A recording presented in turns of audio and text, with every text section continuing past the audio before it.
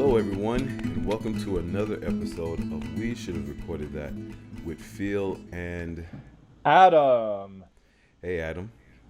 Phil, how are you? I'm doing good. How are you doing? I am dandy. That's good. I have to say, I'm doing good, but I'm also kind of sad that I missed last week's episode. I know, because yeah. Basia's a rock star. She is, and I really wanted to. I would really have loved to have been a part of that conversation. I hope our listeners feel the same way, and that you all would share comments. So, but before we get to the comments, any more comments? If you are enjoying our podcast and our conversations, please like, share, and subscribe. People are listening. You know, yes, if people are listening, so I appreciate that. So share it, and then also give us your comments. We want to hear from you. Yes, we do. We love hearing from you, dear audience. Yes. Do we have any comments? Do you have any comments? Shout out to my buddy Shane, who, said that. I should have been prepared for this. But he said that one of our episodes, of course I can't even remember which one, brought him back to his own days in high school choir. So, woohoo! Community in choir, no matter how young or old. Yes, yeah. I wanted to give a comment. I do really appreciate Basia's, and I think most people when they come on, they just kind of share. It's kind of a vulnerable thing to talk about, you know, some of the challenges in your past. So I appreciate Basia sharing that with us last week. So that's my comment as a listener. Yes, I really loved that conversation last week. So, dear audience, if you haven't listened to last week's episode with Basia Thomas, go ahead and do so. The only bad thing about that episode, of course, is that there was no Phil Woodard. Oh. Well, I think you all made up for it. So, you know, maybe in the future we definitely have to have her back on, talk about some of the things, to see where she is again. So. But do we have anything else for the good of the order? I don't think so. I think we should get into it. Let's do it. Let's get into it. Yes. Well, dear audience, we are thrilled today to welcome Michael Hankins to WSRTwPA.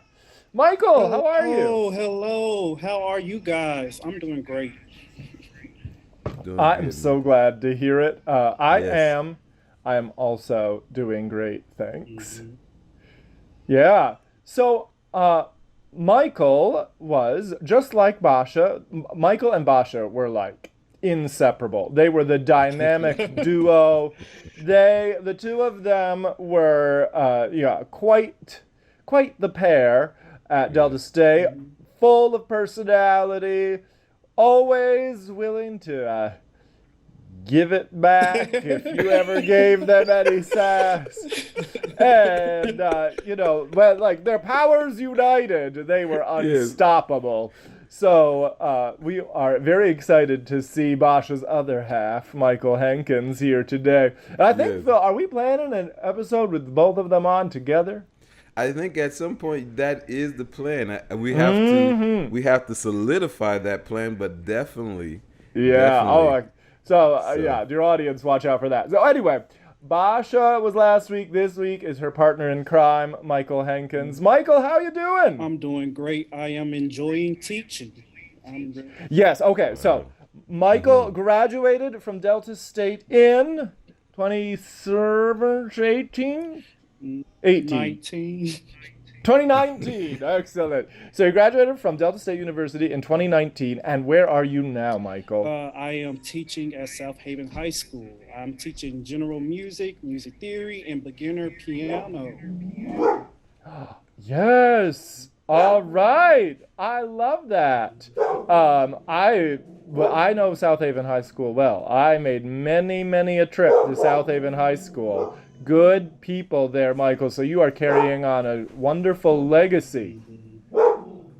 Yes, and forgive my dog. Oh, The mailman must be delivering the mail. So, Michael, besides your, well, actually, why don't we start at the beginning? What was your time at Delta State like? What do you feel like the biggest lessons you took away from your time there were? the biggest lessons I learned was from Dr. Sheehan. She always tell me in every Mm-hmm. lesson, Michael, you know what? You're just like a diamond. You just need to be digged up and polished. And I was like, so you call me dirty or something? But she's not. That's just Dr. Sheehan personality. Yes. I Yes. love that you calling me dirty. Yes. Um, That's awesome. How did you grow when you were at Delta State? how did I grow? Yeah. Well, I'm just gonna be honest. Coming from high school, when I'm just gonna tell the truth, I used to practice piano like maybe 1 hour a week. Get to Delta State. Well, the music I got back in high school was very easy for me to sight read. Coming to Delta State, Mm-hmm. Dr. Shin, she put a work ethic in me. So I was practicing like Yes. 4 hours just on solo rep a day. And that was Mm-hmm. still not enough time. Mm-hmm. Yes. Yeah. Oh yeah. And so work ethic, I think that's an incredible lesson Mhm. to learn. You and as you know now, Michael, you can't succeed as a music teacher without an incredible work ethic. You really can't. And that's something that I really try to instill in my students. Um, Mm-hmm. the students that we have, these poor little COVID babies, are just, you know, they're a little lazy for being off, a year and a half, but I'm trying to get them back up to speed. Yes, I have noticed the same thing at the college level, especially with this incoming class. Like they missed their senior year of high school. They didn't develop a lot of the skills that they would develop during that final year of high school. So it is society wide. Yes. Do you find that being like a hard gap to like close, trying to get them caught back up, trying to get them back into a routine? I do, yes. I find it very difficult, even at the university level. And not that it's impossible, but in addition to just that skills gap, I also notice more mental health issues than I ever have in my career. Is it the same at the high school level, Michael? Yes, yes, yes. It's kind of, it's kind of sad because it's like, how do I help you? Other than refer you to somebody to help you, but it's like Right. I care for each one of my students and I want to help them, but it's like, Hmm. what can I, as a teacher, tell me what's something that I can do to help you? Yes. Mhm, It is quite it's quite the dilemma, mhm. I would say. Because yeah, this conversation has already gone off our episode guide, and I'm here for it. I love it. Yes, But yes. Michael, I mean, it's so important that we maintain. I mean, we have this instinct, right, to nurture and foster our students and to, and to be there for them. And yet, at the same time, we need to have some boundaries, don't we? Because we're not therapists. Yes. We can't prescribe medicine. There are things that we cannot do for our students. And, if we do get over involved in our students' problems, it can leave us completely empty without the resources Mhm, to do the other parts of our job. mhm.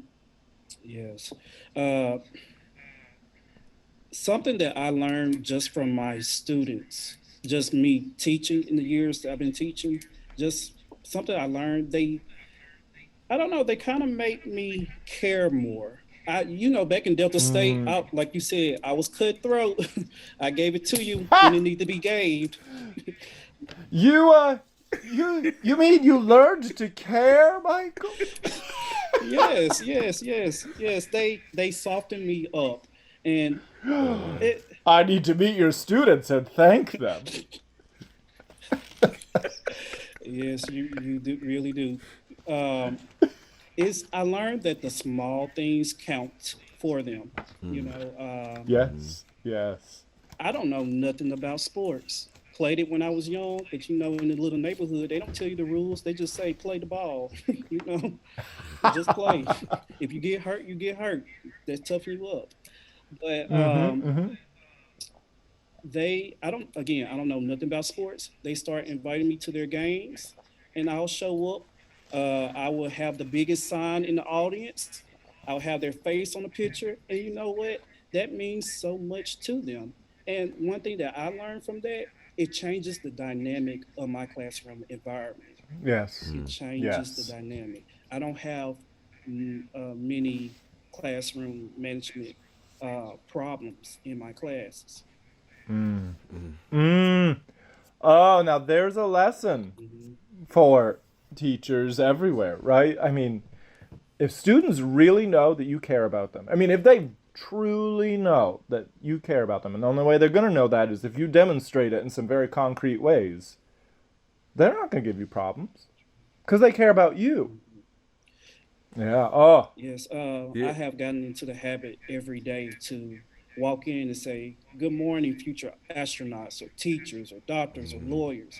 I just believe in speaking into existence, speaking over something more. Like there, I think there was one quote you said on Chandler's podcast. I'm trying to remember. It was something about like experience. How? Oh, I forgot. Oh my goodness, I should have written it down. But like, I know I'm a bad teacher, but no, sir. Do not. You just were talking about speaking truths into Yes. existence, so don't you yes, speak negative. yes, yeah. Ooh. I just believe speaking something that letting them know there is more for you to reach. To stop settling. Stop settling. Okay, you don't have Yes. to be. Sorry to say this. You don't have to be a drug dealer or working at in the back of Walmart. There's nothing wrong with working at Walmart, but you Right. have so much potential to be greater. Okay, Yes. and like even on the first day of school, when I have a new class, I always tell them, "Look, I see you. I you. I care about you, and I'm already proud of you." Okay. Mm-hmm. Yeah. I think I Oh, think I got that from you. I think so. Yeah, I probably got it from you. oh, you probably got it from someone much better than I. Yeah. But as Adam, as you always say, right? We're always stealing from our teachers, so it's just being Yes. passed down. Michael, Mm.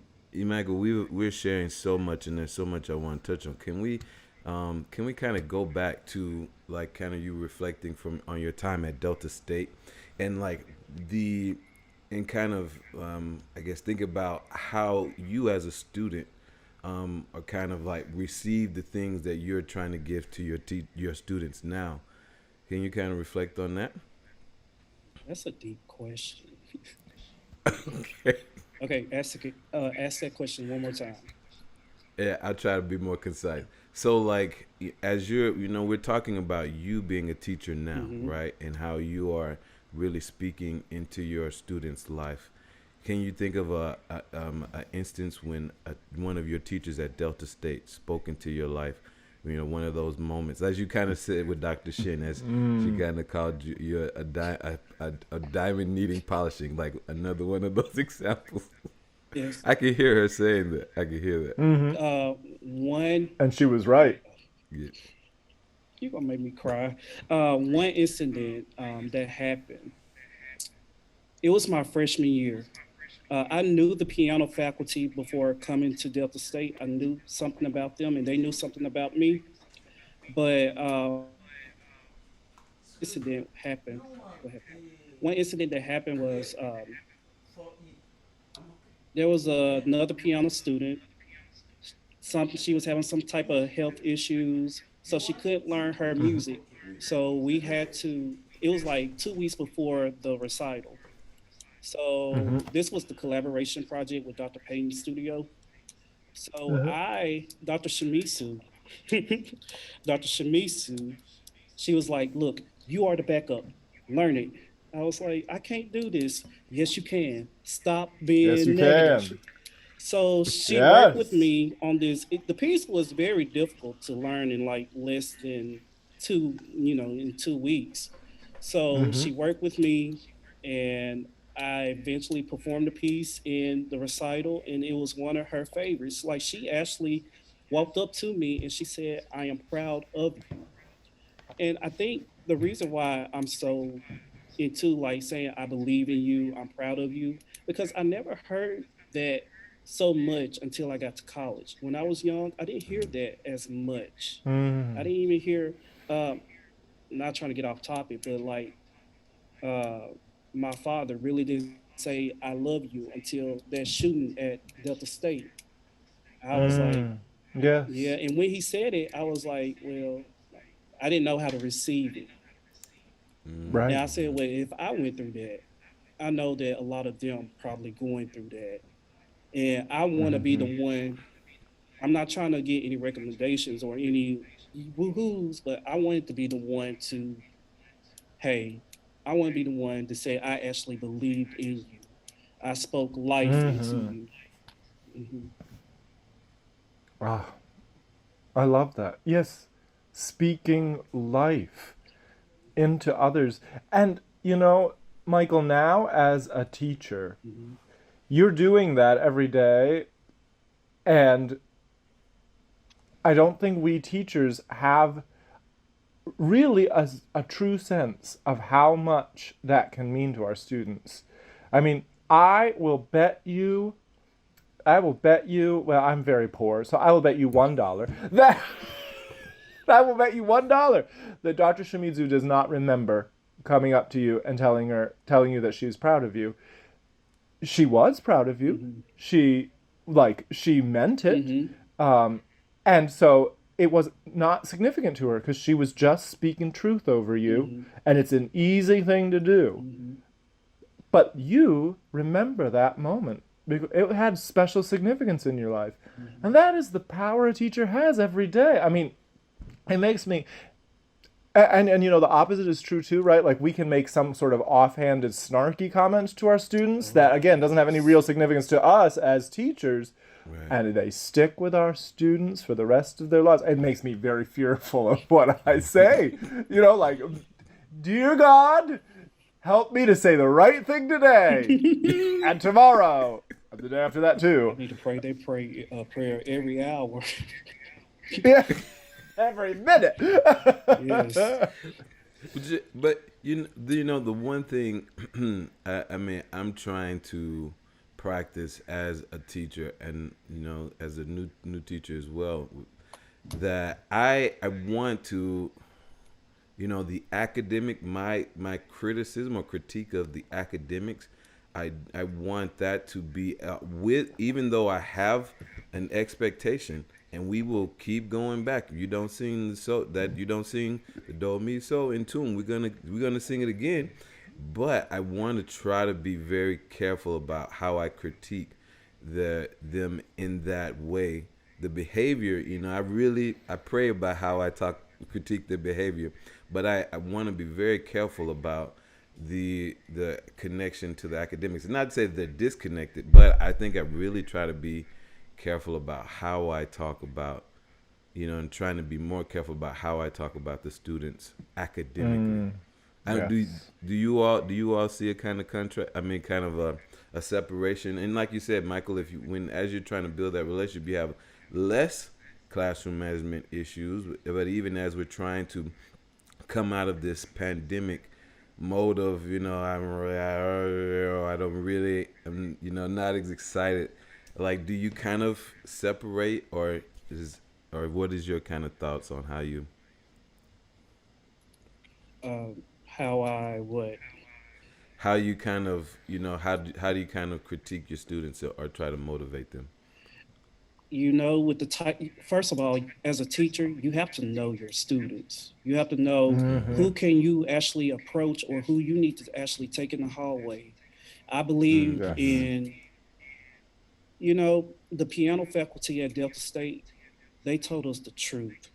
And, it made you cry. It made me cry several times. But I learned to tell my kids the truth. Um, I might not tell it to them too hard, so hard that it might make them cry, but I tell them the truth. And there are times where I have to, tell them the truth a little aggressively, not like, you're worthless or anything like that, but just give it to them straight because some of them can be little crybabies and just need to toughen up a little bit. Hmm. That is. Oh.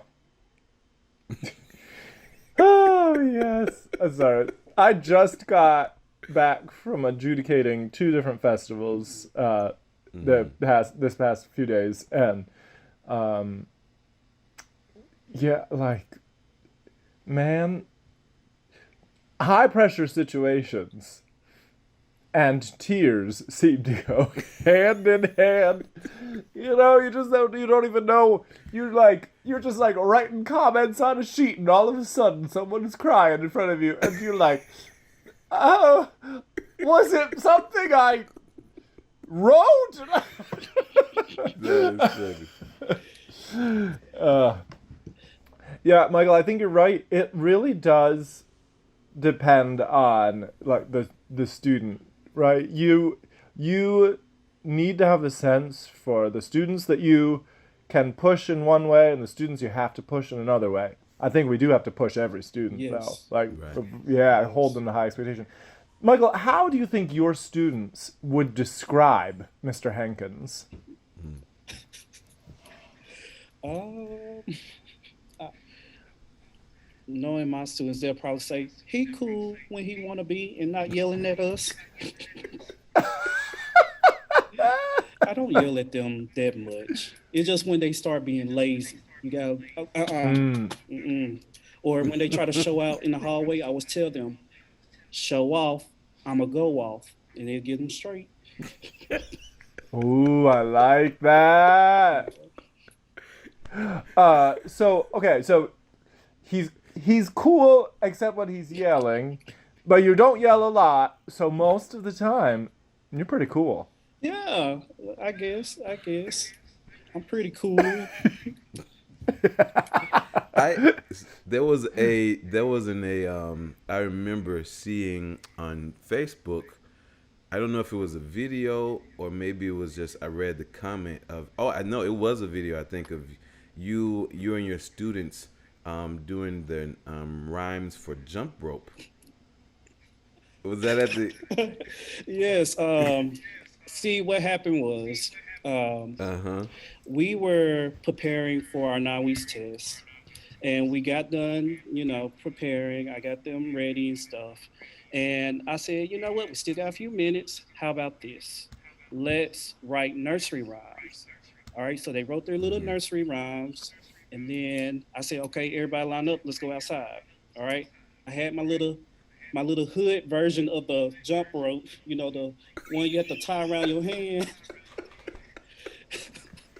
I'm a school teacher. I'm sorry. Mm. Do not apologize. You got Yes. make work with what you got. Yes, yes, yes. So I told one student grab the other end, and I had the other end, and I start, swinging the rope. I said, okay, let's start jumping in and let's work on our nursery rhymes. We don't know how to jump no rope. I said, wait, hold up now. Wait, what you talking about? We don't know how to jump no rope. So I said, okay, back up. Let me show you how we did it for the 99 and the 2000s. So I told the kid, grab the other rope, and I just started jumping, and I started hitting turns and stuff, and they were like, "You so old? How can you do that?" First of all, I'm 26. Don't do that. Yeah.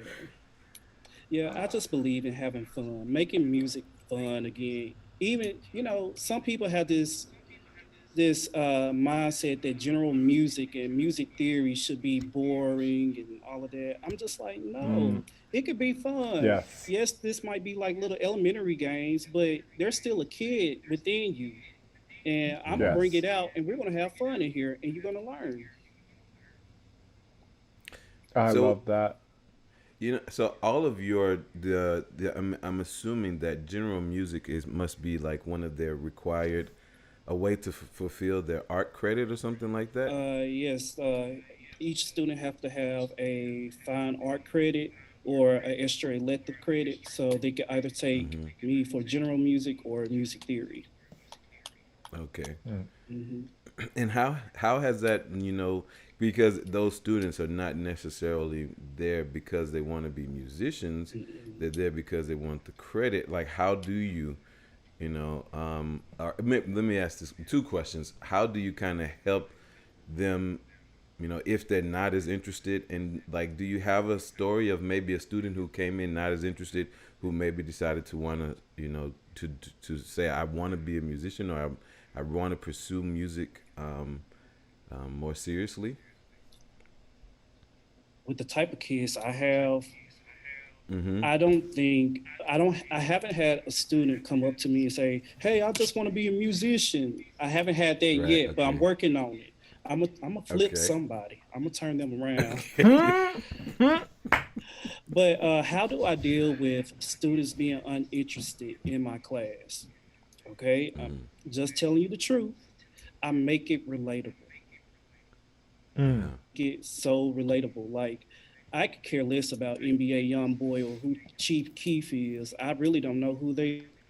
But sometimes you have to listen to that music, find out. Okay, this is a 16th note. Okay, what is he saying right here? Da da da da, and make it relatable. Just a few weeks ago, Mm. for my bell ringer, we talked. Sorry. Yes. Yeah, High school announcements. yeah, It, audience, Dear if you, audience, yeah. Michael yes, is joining us from his school. yes.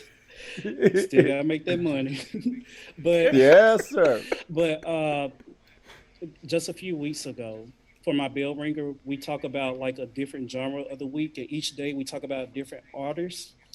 So we were talking about Biggie and Tupac. All right, I put on a Hmm. documentary on who killed Biggie and Tupac.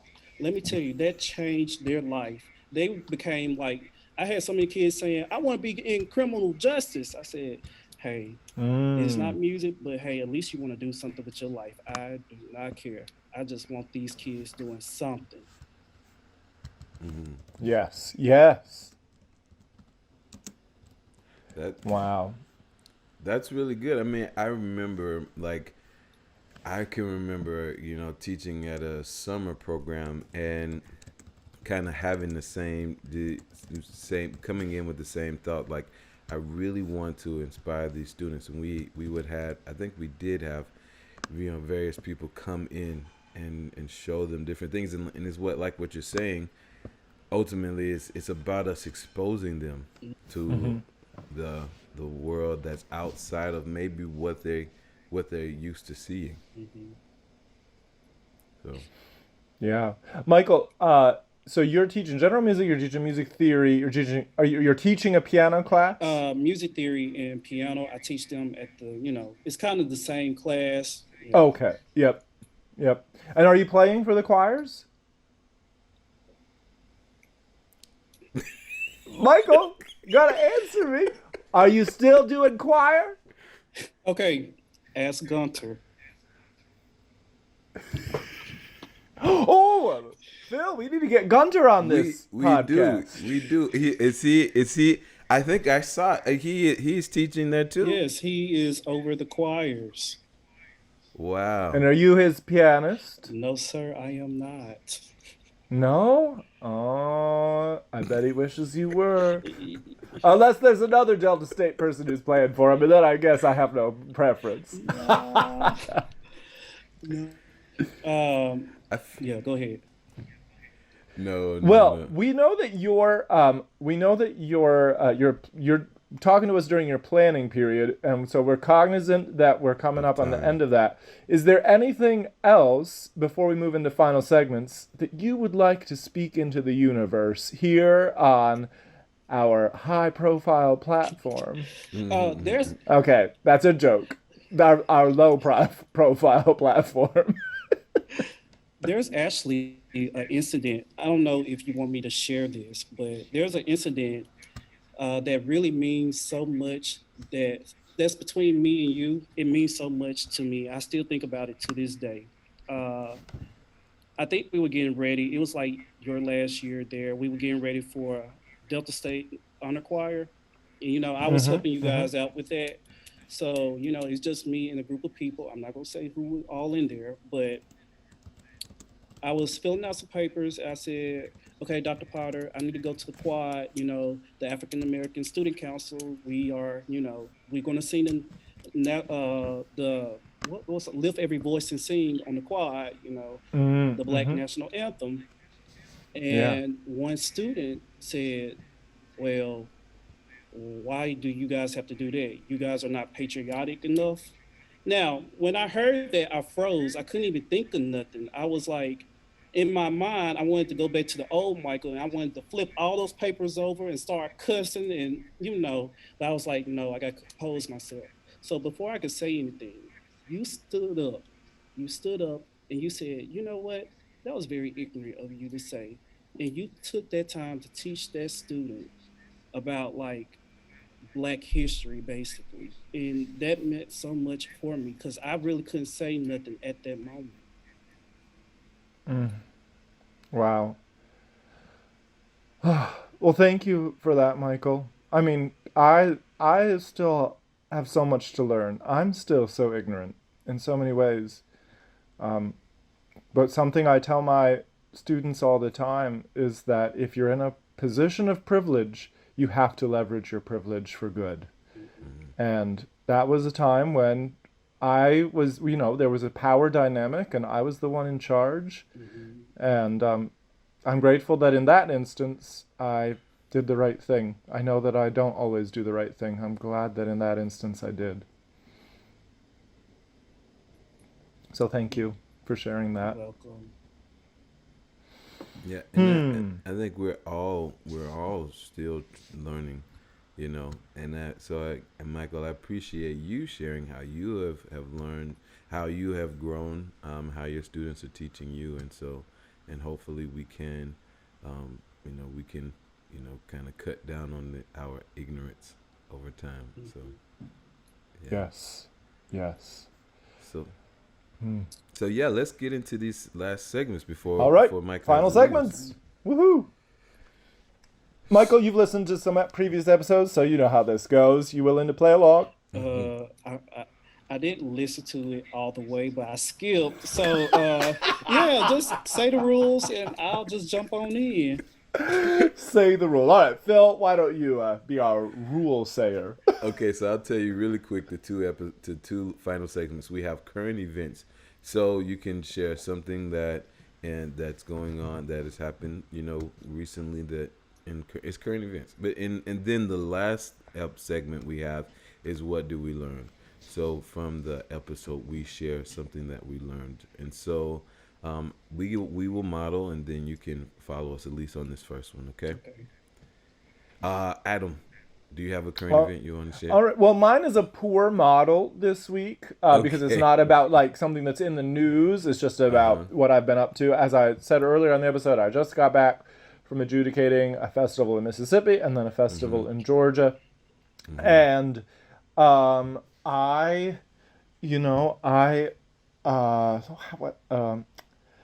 am in New York, and depending on how you look at it, New York is either like a state that takes COVID very seriously or a state that is insistent on restricting its citizens' rights. And since I am in New York and all of my COVID protocol, the COVID protocols that I follow are those in my own state, I was quite, it was like a culture shock. It felt like going to a different country to be back in the South. and for there were like no masks anywhere, Hmm. and like in Georgia there was a big closing ceremony, and people were crowded in and screaming and yelling, and no masks, and all this it felt very foreign to me, and that's my observation for the week. Okay, yeah, that sounds very interesting. The mine And both really, of you, I mean, Phil, you're in Florida. I know that you're probably exactly the same. yeah, no, it's a lot of it is the same, but I just try to, I'm not gonna be in a crowded room. I'm not gonna.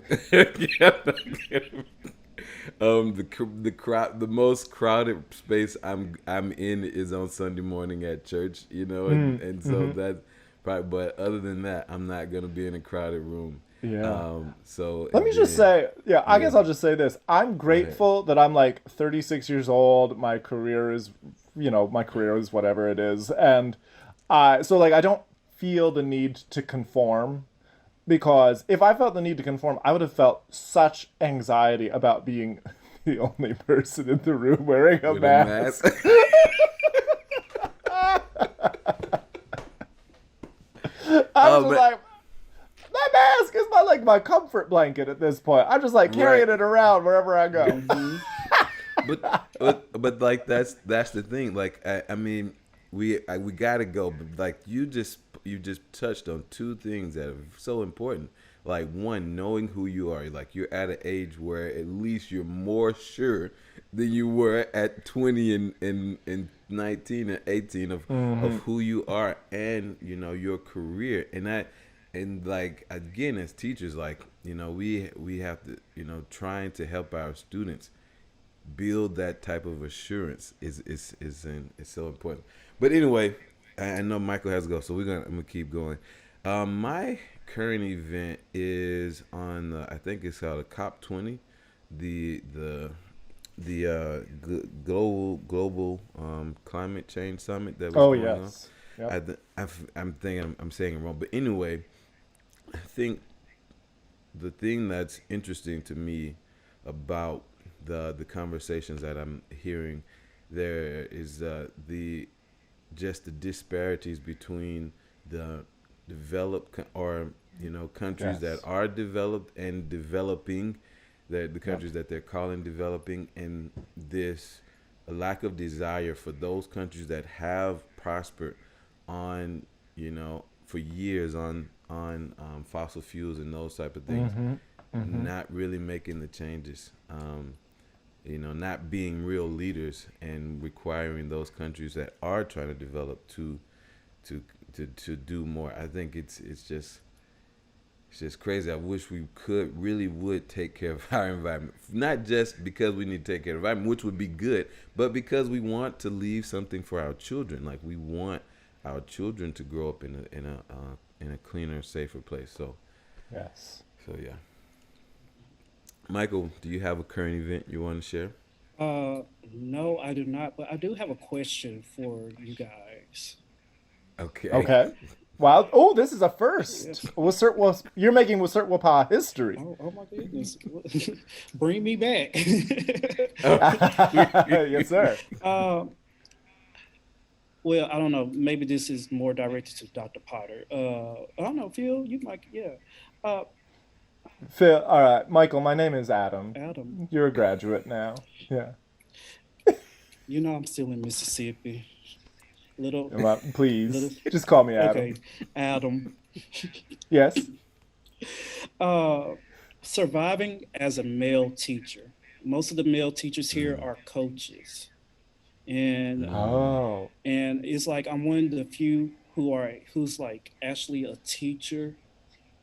So I know that we talked about like me building community within my classroom, but now it's getting to the point where the students, they're so relaxed around each other, and then they relax around me, they're doing the work, but I'm not getting the quality of work that I used to get because they think that I'm not. throwing no shade, but they think that I'm a coach and that I'm just gonna give them a participation grade. Mm. So I'm having not a hard time, but I'm having just a little with surviving just as a male teacher, like an actual Mm. teacher. Oh, that's such an interesting. Oh, that's such an interesting question. Um, Michael, I think we do need to have you back on to Yeah. continue that conversation because actually I don't have an immediate answer to that and certainly not one that will fit in our limited time available. So, uh, either on another episode or you and I can just have a Zoom call sometime. Let's Okay. talk. Yeah, yeah, for sure. But gosh, I hear you. I hear that dilemma when you're one of the few male influences in their life who is an academic presence. And how do you how do you get them to see you as in the role that you are in? Yeah, that's tough. Hmm. All right, Phil, what did you learn from this episode? What did I learn? The importance of one being spoken to, having life spoken into you, and we were just reminded of that, and then also speaking that into the lives of our students. Thank you, Oh, Michael, thank for you. reminding me of Thank that. you. Yes. Oh, I agree. That was such a valuable reminder for me as well. The power that our words have over our students that sometimes we don't even realize. And also, I want to, thank you for talking about serving the unique needs of each individual student. And how, that, the education fancy word is differentiated instruction, but it's really just called knowing your kids Hmm. and treating them as people. And so thank you for that reminder, Michael. Thank you. You guys are welcome. So do I say what did I Oh, learn? Oh, Yeah. okay. sure. Well, Phil actually brought this back to my mind how I need to be a little bit more conscious of when I'm giving criticism, how I need to, maybe do different approaches. Again, I do take them out in the hallway, I do pull them off to the side, but still try not to be so tough on them, even though we do got some crybabies, but still try not to be so tough on them. uh, Michael, I'm confident that you are finding a really beautiful balance at that. Thank you. Thank you. Yeah. Phil, is there anything else for the good of the order? I think that's it. Michael, thank you for coming on and sharing with us. Thank you. Hmm. Yes, Michael. We really appreciate your time. Bye, audience. Make me famous. Ah! All right. Bye for now. Bye. Adios.